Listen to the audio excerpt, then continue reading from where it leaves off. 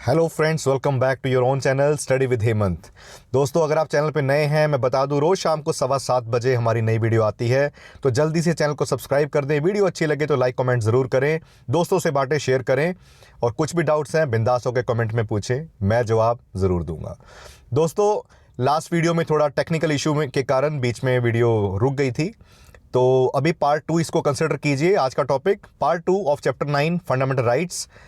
Quickly मैं 1 minute में briefing करवा दूं जो हमने लास्ट टाइम किया, आगे कंटिन्यू करेंगे। फर्स्ट एक्सप्लिसिट पार्ट था कि भाई फंडामेंटल राइट की मांग की गई, कॉन्स्टिट्यूशन ऑफ इंडिया का बिल रखा गया 1895 में, जो बाल गंगाधर तिलक के द्वारा, जिन्होंने एक स्टेटमेंट दी थी कि Swaraj is my birth right and I will have it. Swaraj मेरा जन्म सिद्ध अधिकार है, स्वराज खुद का राज, हम लेके रहेंगे उसे। मोतीलाल नेहरू रिपोर्ट आई थी 1928 में, जिसने भारत के लिए, लोगों के लिए वहाँ से मिलते जुलते काम के फंडामेंटल राइट्स मांगे।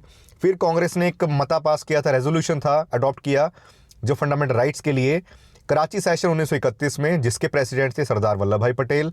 फंडामेंटल राइट्स पार्ट 3 में दिए गए हैं 12 से लेकर 35 नंबर आर्टिकल्स के बीच में, और 7 फंडामेंटल राइट्स थे originally. Right to equality, freedom against exploitation, किसी तरह की एक्सप्लॉयटेशन उसके against, freedom of the religion, धर्म की आपको आज़ादी है, कोई भी धर्म आप इंजॉय करें, जैसे मर्जी करें। Right against exploitation, freedom of religion. अगला था कल्चरल राइट्स, एजुकेशन राइट्स। 6 था right to property and right to constitutional remedies, last one, कि कोई भी समस्या है तो उसका समाधान है, रेमेडीज हैं। और राइट टू प्रॉपर्टी जो है डिलीट कर दिया गया था लिस्ट ऑफ फंडामेंटल राइट्स से 44th अमेंडमेंट एक्ट 1978 के द्वारा। इस संशोधन के द्वारा उसको हटा दिया गया था और एक लीगल राइट बना दिया गया था। एक आर्टिकल इंट्रोड्यूस किया गया था, right that is under 300A article in part 12। ये क्वेश्चन बहुत बार बार रिपीटेड है कि कब ये संशोधन हुआ, कब ये आर्टिकल ऐड हुआ और ये लीगल राइट बना। फंडामेंटल राइट्स एक गारंटी है आपके पास कि स्टेट एक आर्बिट्रेरी एक्शन नहीं लेगा। कोई भी आर्बिट्रेरी मतलब बिना कारण का कोई भी एक्शन जो आपके अगेंस्ट हो। They can be suspended during the operation of the national emergency except the rights against by article 20 and 21। देखिए, ये सस्पेंड किए जा सकते हैं फंडामेंटल राइट्स जब भी राष्ट्रीय आपातकालीन स्थिति हो, जैसे वॉर लग गई, इंटरनल डिस्टर्बेंस कुछ आई। लेकिन 2 आर्टिकल्स ऐसे हैं जो कभी भी रद्द नहीं होंगे, सस्पेंड नहीं होंगे, आर्टिकल नंबर 20 एंड 21। इसके बारे में आगे डिस्कशन करेंगे हम। दे आर जस्टिसेबल, मतलब फंडामेंटल राइट जस्टिसेबल है। जस्टिसेबल मतलब आपके अगर अधिकारों का हनन होता है तो उसको लागू करवाने के लिए आप कोर्ट में जा सकते हैं। आपके पास प्रावधान है रिट्स का। 5 प्रकार की रिट हैं जो हम आगे पढ़ेंगे कि कैसे आप एक रिट लगा के, किस प्रकार का हनन हुआ है, एक्सप्लॉयटेशन हुई है आपके राइट की, तो आप उसको लागू करवा पाएंगे कोर्ट के द्वारा, हाई कोर्ट और सुप्रीम कोर्ट दोनों के द्वारा। आगे चलते हैं। Fundamental rights in the Indian constitution is often compared with the bill of the rights in the constitution of USA. जो यूएसए के संविधान में बिल ऑफ राइट्स है, हमेशा फंडामेंटल राइट्स हैं जो भारतीय संविधान के, इनको कंपेयर किया जाता है यूएसए के काउंटर पार्ट के साथ, उनके साथ। पार्ट 3 है जो इंडियन कॉन्स्टिट्यूशन का, is rightly regarded as Magna Carta of India. ये क्या है मैग्ना कार्टा? मैग्ना कार्टा की छोटी सी स्टोरी बताऊं कि इंग्लैंड में सन 1215 में एक ऐसा लीगल डॉक्यूमेंट साइन हुआ था। क्यों हुआ था ये लीगल डॉक्यूमेंट साइन? वहाँ के जो राजा थे उस टाइम पे, कुछ आई थिंक किंग जॉन थे, तो उन्होंने बहुत अपनी मन मर्जी चला रखी थी लोगों पे। वो अपनी मर्जी से जितना कर चाहते थे उतना वसूलते थे, टैक्स लगाते थे, लोगों पे जो रूल लगा दिए, जो टैक्सेस लगा दिए। चर्च भी उनके हिसाब से चल रही थी, धर्म की आज़ादी नहीं थी, बहुत तरह की समस्याएं थी। तो लोग और उनके मंत्री सब एकमत होके, जैसे मूवीज़ में देखा होगा कि राजा के खिलाफ षड्यंत्र कर लिया हो, पॉजिटिव षड्यंत्र किया सबने मिलके, और एक रिटन डॉक्यूमेंट बनाया जिसको कहा गया मैग्ना कार्टा, और राजा से साइन करवाए।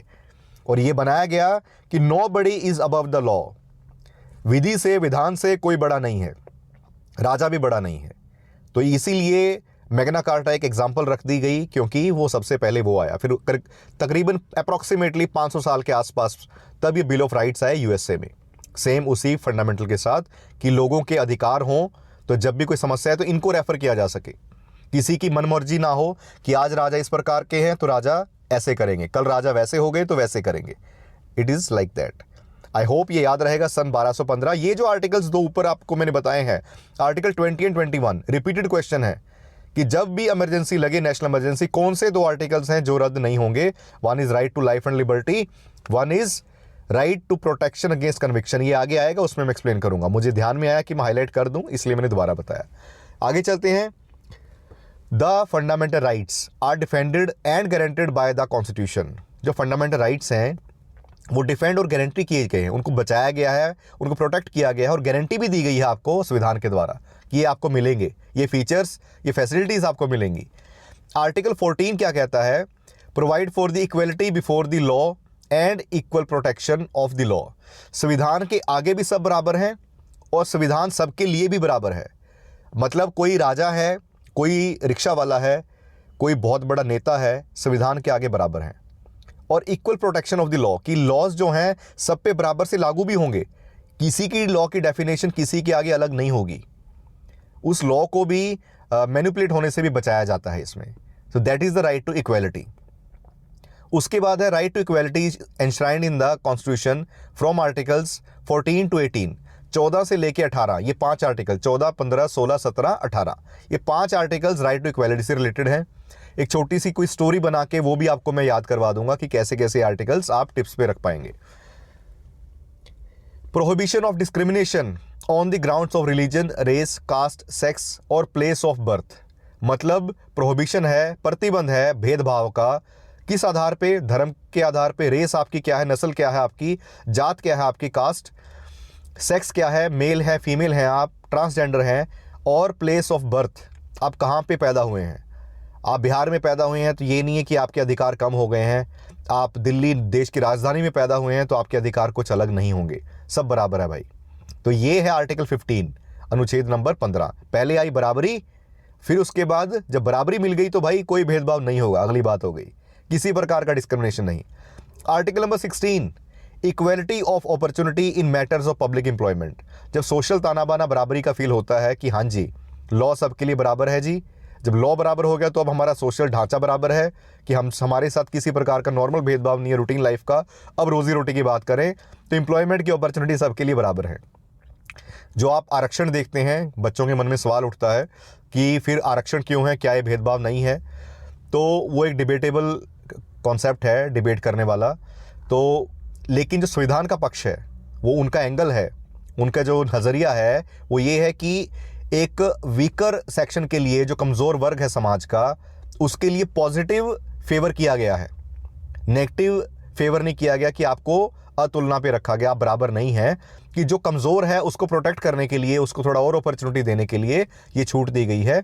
आर्टिकल 16 के अंदर पब्लिक एम्प्लॉयमेंट में बराबरी सबको आती है, आरक्षण उसके अंडर ये पार्ट आ गया। कोई भी डाउट है बिंदास होकर पूछें दोस्तों, I will share my views, मैं अपने एक्सप्लेनेशन ज़रूर दूंगा आपको। आर्टिकल नंबर 17 क्या कहता है? Abolition of untouchability and prohibition of its practice. अब चलिए भाई, नौकरी लग गई, अपॉर्चुनिटीज़ मिल गई, एम्प्लॉयमेंट के ऑफिस पहुंच गए आप। अब वहाँ पे समस्या क्या कि भाई किसी प्रकार का छुआछूत भेदभाव, आप गोले हो, आप काले हो, तो काले वाले के कहीं हाथ पे तो मैल नहीं लगा है, ठीक है। जो अगर मान लीजिए किसी की मेंटालिटी है कि भाई ये तो काला है, इसके हाथ साफ नहीं है, वो स्किन का जस्ट एक कलर है। और प्रभु ने जैसे दिए हैं राम और श्याम, ठीक है, जो कृष्ण भगवान जी वो श्याम वर्ग हैं, राम जी हैं वो स्वर्ण वर्ग हैं, सफ़ेद हैं, तो बस प्रभु के ही 2 रंग हैं, सब बराबर है भाई। तो उसके बाद देखिए एबॉलिशन ऑफ अनटचेबिलिटी, छुआछूत, कि भाई मैं इसको हाथ नहीं लगा सकता, हम इसे अछूत हो जाएंगे, ऐसा कुछ नहीं है। कोई भी किसी प्रकार से है तो prohibition of this practice, abolition of untouchability, छुआछूत। अब भाई बराबरी भी है, ऑफिस में रोजगार भी मिल गया, वहाँ पे भी कोई छुआछूत नहीं हो रहा है, सब लंच साथ में शेयर कर रहे हैं दोपहर को। भाई आप क्या लेके आए हो, आंटी ने क्या बांधा है अभी टिफिन में, आप भिंडी लाए हो, आप दाल लाए हो, सब आपस में मिक्स होके एक ही प्लेट में दबा के शेयर करके खा रहे हैं। अब बारी आ गई abolition of titles except military and academic titles. अब भाई क्या किसी को ये बोला जाएगा, अरे हुजूर हुकुम, मान लीजिए कोई हुकुम थे अपने ज़माने में, उनके दादा परदादा, तो रियासत थी उनकी, आज वो सरकारी नौकरी कर रहे हैं, तो वहाँ पे उनको हुकुम कह के नहीं बुलाया जाएगा, वो टाइटल नहीं रहेगा। आप मिस्टर एंड मिसेस जो भी हैं, श्रीमान श्रीमती, उस नाम से ही बुलाया जाएगा। तो टाइटल्स को ख़त्म किया गया, ठीक है। लेकिन एक्सेप्शन क्या है? मिलिट्री एंड एकेडमिक, जैसे बोलते कर्नल साहब, डॉक्टर साहब, डॉक्टरेट की डिग्री मिली, वो एक टाइटल है, लेकिन वो आप उस विद्या में माहिर हुए हैं तब आपको वो डॉक्टरेट या वो दर्जा मिला है, ER मिला है, इंजीनियर, क्योंकि आपने वो पढ़ाई कंप्लीट की है, ना कि आप किसी एंसेस्ट्रल पूर्वज आपके कुछ वैसे थे तो इसलिए आपको टाइटल मिला है। मिलिट्री में आपने देश की डिफेंस की वैसी स्पेशल ट्रेनिंग ली है, वैसे आपने देश की सेवा के लिए एक अलग सर्विस में आप गए हैं, टफेस्ट सर्विस में, तब आपको वो स्टेटस मिला है, वो इसीलिए एक्सेप्शंस में है। अगला है राइट टू फ्रीडम। अब 14 से लेकर 18 आई होप याद हो गए हैं। सबके आगे, धर्म के आगे सब बराबरी, लॉ के आगे सबकी बराबरी। सबसे पहले नेता है चाहे बच्चा है, उसके बाद जब धर्म की बराबरी, जब लॉ की बराबरी हो गई तो सब आया कि भाई धर्म जात पात किसी से कोई भेदभाव नहीं, क्यों कानून ने बोला भी बराबरी है। तो अगली बात क्या आ गई, किसी प्रकार का caste, place, sex and all anything, किसी से भी कोई भेदभाव नहीं। जब वहां कोई भेदभाव नहीं, अब बारी आई रोजगार की। तो एम्प्लॉयमेंट की अपॉर्चुनिटी 16 के अंदर पब्लिक एम्प्लॉयमेंट सब बराबर है। जब ऑफिस में पहुंच के सिलेक्ट होके, तो वहां पे छुआछूत वाली कोई बात नहीं, लंच सब बराबर शेयर करेंगे। फिर आ गया जी आर्टिकल 18 नंबर की, कोई भी एक दूसरे को ऐसे नहीं बोलेगा आप हुकुम हो, आप छोटे हो, आप बड़े हो, सब बराबरी में बात करेंगे। आई होप पहले वाला पार्ट तो वैसे ही याद हो गया। 14 से 18 5 आर्टिकल्स। अगला चलते हैं, right to freedom is described from articles 19 to 22, 19 से 22 काउंट कर लें, 19, 20, 21, 22, 5 के बाद आया 4 आर्टिकल्स हैं इसके अंदर राइट टू फ्रीडम। अब फ्रीडम देखिए कैसी कैसी है आपके पास। आर्टिकल नंबर 19 कहता है guarantees to all citizens the 6 right, 6 प्रकार के राइट देता है आर्टिकल नंबर, अनुच्छेद नंबर 19। ये क्या है, 19(1)(a), पहला right to freedom of speech and expression. ये पुरानी वीडियोस में मैं करवा चुका हूं, फिर से बताता हूं अच्छे से। Right to freedom of speech and expression, भाई बोलने का, अभिव्यक्ति का, अपने विचार एक्सप्रेस करने का आपको अधिकार है, ठीक है, लेकिन कुछ रिस्ट्रिक्शंस के साथ, वो आगे आएंगी, वो बताऊंगा बाद में। Article 19(1)(b), right to assemble peacefully and without arms, आप इकट्ठे हो सकते हैं। कई 4 दोस्त मिलकर इकट्ठे होना चाह रहे हैं, ठीक है, एक फंक्शन करना चाह रहे हैं, एक कॉलोनी के 100 लोग इकट्ठे होना चाह रहे हैं पीसफुली, बिना आर्म्स के, हथियार नहीं लहराएंगे आप सड़कों पे, तो कोई समस्या नहीं है। कोई शोभा यात्रा है, रैली है, निकालें आप, पब्लिक ऑर्डर को डिस्टर्ब किए बिना, एक्सेप्शन आ गई। तो ये हो गया right to assemble peacefully and without arms. Next is 19(1)(c), right to form associations और यूनियंस और कोऑपरेटिव सोसाइटीज। सी क्या कहता है, अब आप एसोसिएशंस बना सकते हैं, संगठन बना सकते हैं अपने, कोई यूनियंस बना सकते हैं। आप किसी कंपनी में नौकरी कर रहे हैं, जैसे आपने पुरानी मूवीज में भी देखा होगा कि यूनियन का एक नेता है, सारे मजदूरों की मांगें आगे लेके जा रहा है मालिक के पास, तो आप यूनियन बना सकते हैं भी हम सब एक हैं, हमारे राइट्स का प्रोटेक्शन किया जाए। उसके बाद आ गया 19(1)(e), और एक इसमें कोऑपरेटिव सोसाइटीज़ बताया मैंने कि कोऑपरेटिव सोसाइटीज़ भी बना सकते हैं, अलग अलग सोसाइटीज़ बनती हैं। वेलफेयर सोसाइटी है किसी मोहल्ले की, जी ये हमारी रजिस्टर्ड वेलफेयर सोसाइटी है हमारे इस एरिया की, कृष्णा नगर की वेलफेयर सोसाइटी है ये, तो हम वहाँ पे कुछ ना कुछ हमारा कॉलोनी को मेंटेन करने के लिए कुछ कार्यक्रम करते हैं, पैसे इकट्ठे करते हैं डॉल, ये अलाउड है। फिर आया 19(1)(d), right to move freely throughout the territory of India. आप फ्रीली मूव कर सकते हैं पूरे देश में कहीं पे भी। ये मैंने पहले भी एग्जांपल दी थी, फिर बता रहा हूँ कि आप गोवा जाएं, आप उत्तराखंड जाएं, आप जाएं बॉम्बे, आपको कोई नहीं रोकेगा। आप नॉर्थ वाला साउथ पहुंचा है, वहाँ पे फुल एंजॉय कर सकता है, पूरे देश में घूम सकता है, रह सकता है, ठीक है, तो किसी के लिए कोई भेदभाव नहीं है। अब तो भाई कश्मीर भी आपका है, धारा 370 हटा दी गवर्नमेंट ने, अब जाएं बिंदास होके वहाँ पे। कुछ लोग वो क्रिटिसाइज़ करते हैं किसी एपिसोड को लेके कि भाई अभी पहलगाम वाला हुआ तो ना जाएं, क्या किया गवर्नमेंट ने। तो भाई घर में भी एक्सीडेंट होते हैं, तो क्या घर में रहना छोड़ देंगे आप? अपने पिताजी को भी दोष देना स्टार्ट करेंगे? कभी चीज़ें आप 100% मैनेज नहीं कर सकते, नेवर एवर। सो मेरा पर्सनल ओपिनियन है, आपका अलग भी हो सकता है, आई रिस्पेक्ट दैट। आगे चलिए, article 19(1)(e), right to reside and settle in any part of the territory of India, कि भाई ई कहता है कि आप कहीं पे भी सेटल हों, कहीं पे भी रहें, कोई मनाही नहीं है, कोई दिक्कत नहीं है। ये किस में ऐड किया गया है? And it was added by 44th constitutional amendment act 1978। ये 1978 के द्वारा 44th कॉन्स्टिट्यूशनल अमेंडमेंट उसमें ऐड किया गया है। And article 19(1)(f), right to practise any profession और to carry on any occupation, trade and business. F कहता है कि आप कोई भी प्रोफेशन उसकी प्रैक्टिस करें, आप डॉक्टर बने, आप व्यापारी बने, आप ट्रेड करें, किसी प्रकार का कोई भी ऑक्यूपेशन करें, कोई भी काम धंधा अपनाएं। आप पान की दुकान खोलें, आपको अधिकार है भाई। आप किराने की दुकान खोलें, अधिकार है। आप कोई एम्प्लॉयमेंट लें, आपको अधिकार है। आप ट्रेडिंग करना चाह रहे हैं, आप करें। आर्टिकल नंबर 20, अब इससे पहले मैं ये बता दूं, यहां पे एक चीज ऐड कर दूं, 19(2) क्या कहता है? वहाँ पे वो रिस्ट्रिक्शंस दी गई हैं, वो आधार ग्राउंड्स दिए गए हैं जिसके बेसिस पे आप 19(1) को एंजॉय नहीं कर सकते, कि वो प्रतिबंध है। शॉर्ट में बताऊं, आप किसी भी देश में, देश के किसी भी हिस्से में जा सकते हैं, लेकिन जाके उनकी कल्चर को आप गाली दें, वहाँ पे बुरा भला कहें सोशली ओपनली, तो वो अलाउड नहीं है भाई। आप देश की अखंडता को तोड़ने की कोशिश कर रहे हैं, भाईचारा खराब होगा, उससे फ्रेटर्निटी हमारी खराब होगी। आप साउथ में जाके बोलें कि आपने लुंगी पहनी है जी, भाई वो उनकी एक ज़बरदस्त कल्चर है, अपने उनके बेनिफिट्स हैं। आप उनकी कल्चर के, उनके जहाँ पे जा रहे हैं आप उसको रिस्पेक्ट करेंगे।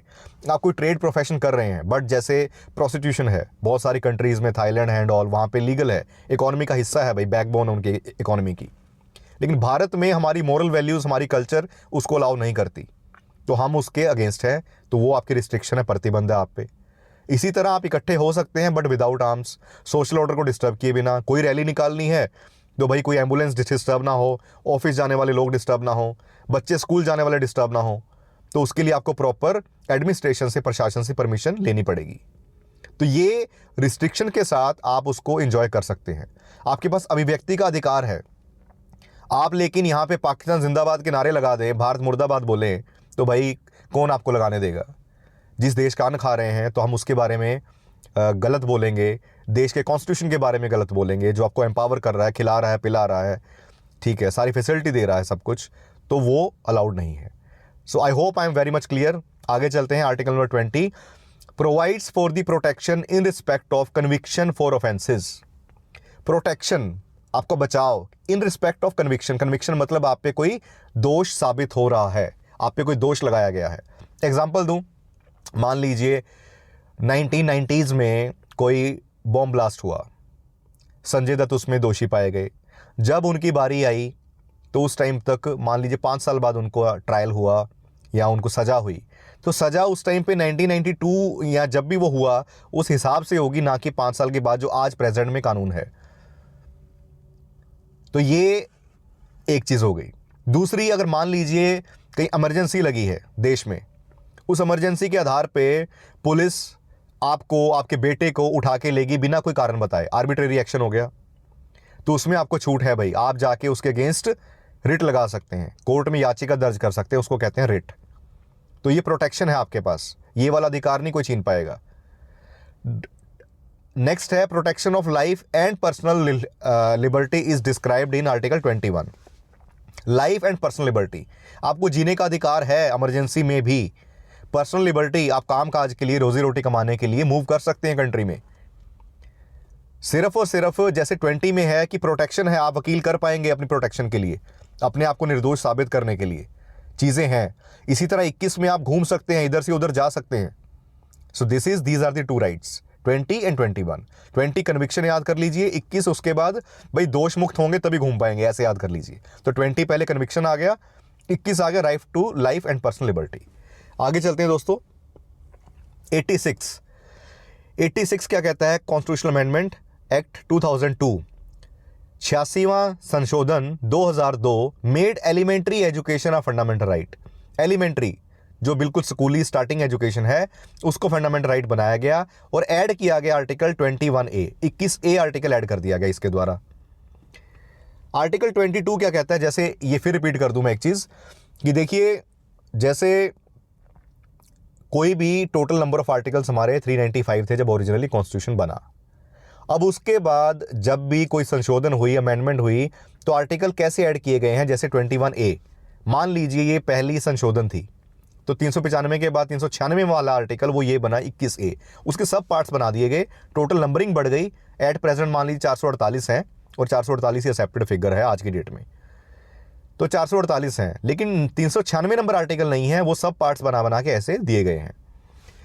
Article number 22 protection against the arrest and detention in certain cases, कि आपको डिटेंशन नहीं किया जाएगा, अरेस्ट नहीं किया जाएगा, उसके अगेंस्ट आपके पास अधिकार हैं। जैसा मैंने बताया कि आप रिट्स लगा के अपने आप को अरेस्ट होने से, डिटेंशन से, उससे बचा सकते हैं। 21 नंबर था जो आपके ऊपर कन्विक्शन लगा है, दोष लगा है, जैसे कि सजा उस हिसाब से हुई, तो 22 नंबर आप उसके अंडर कंसिडर कर लीजिए कि आपको अगर डिटेन किया गया है कोई सर्टन केसेस में, मतलब बंदी बना लिया गया है, रख लिया गया है, तो आप उसके अगेंस्ट अपनी याचिका दर्ज कर सकते हैं।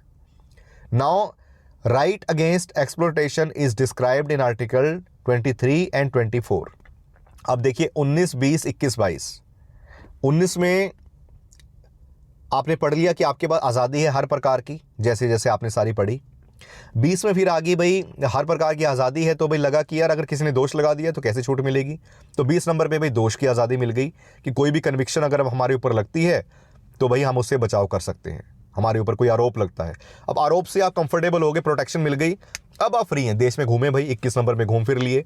अब घूमे फिरे कहीं जाके आपने कोई पंगा कर दिया या पंगा नहीं किया, पंगे में फंस गए खाम खा, तो आपको अरेस्ट कर दिया जाए, डिटेंशन कर दिया जाए। पेरेंट्स चिंता कर रहे हैं भी बेटा गोवा घूमने गया था और गवर्नमेंट ने उठा के जेल में डाल दिया है, तो उसके लिए 22 नंबर आ गया। याद रहेगा 19, 20, 21, 22 सीक्वेंस।